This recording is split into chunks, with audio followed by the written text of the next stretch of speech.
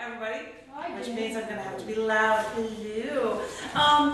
If I had brought the case, which I'm sure John doesn't want to do, so never mind, I'll just parade it around afterward.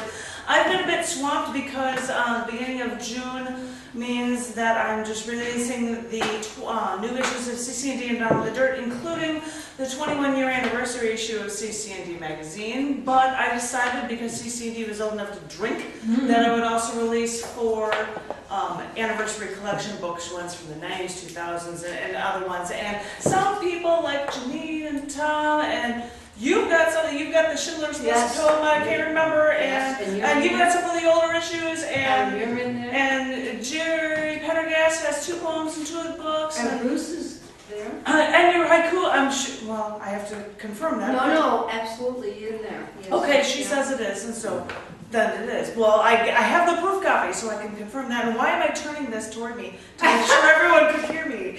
God, hello. I have picked a turn. I knew somebody needed a prop. Because if I feel conscientious, I like others use the mic because it's the mic's problem. You know, lithium might help. The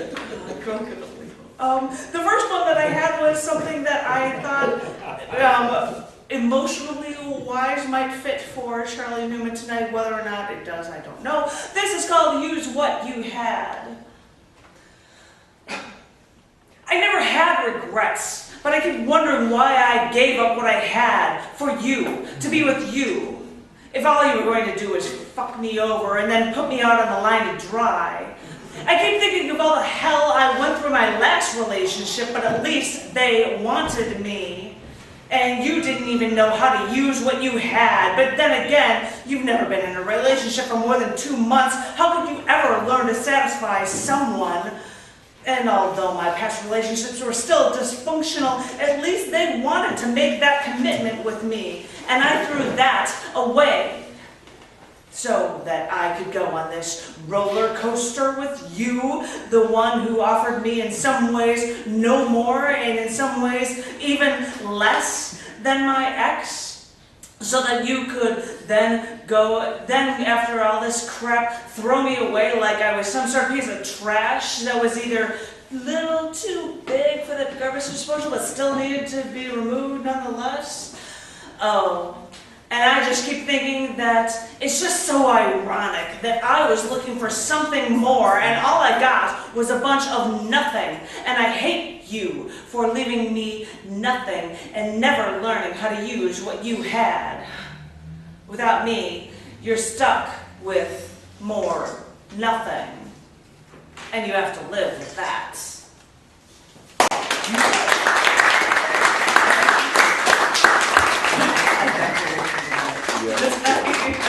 Well, the virtue is there's no feedback. As I said, these were entirely all nothing that related at all, and so I won't act like I'm yelling it. So this is called Surprise. He woke up in the cold room, just as he had done so many days before. The room looked like a hospital room, but that's what you'd expect in a retirement home such as this one. He got up, swinging his legs to the ground where his slippers were poised, waiting for him. His roommate was still alive. So was everyone else. The nurses were bringing trays of food to the patients who couldn't leave their beds. They did this every morning at 6:45. He walked down the hall to get a copy of the paper. The news looked the same. He went back to his room and sat down in his bed. Everything was the same. And he was surprised.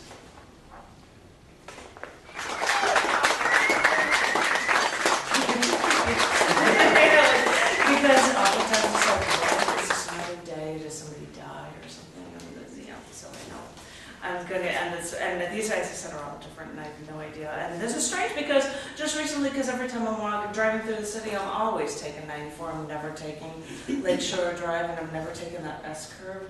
And I think this dream related to that S curve. Pardon me? They changed the S curve, you know. Well, you get the idea of what I'm going to say. This one is called Transcribing Dreams 2. Me and my sister and my mother were driving at night, and we were approaching an S-curve in the street. We had to turn right, drive half a block, then turn left. When we took the corner, there was a fire in the building right in front of us, and there were all these fire trucks and ladders and water spraying through the air. And we couldn't turn around and go back. Well, we had to drive past this, and the car got faster and faster. I felt like I was being thrown around or toward that inferno. And I saw the firemen that were on the ladders on the second and third floors being thrown away from the building by the flames, falling, screaming, falling to their deaths. And we sped around the corner. My sister was falling out of the car as we took the turn so fast. She was holding on the frame of the car, and we watched the firemen fall from the sky. And I sat in the center of the back seat, not knowing what to think, watching it all.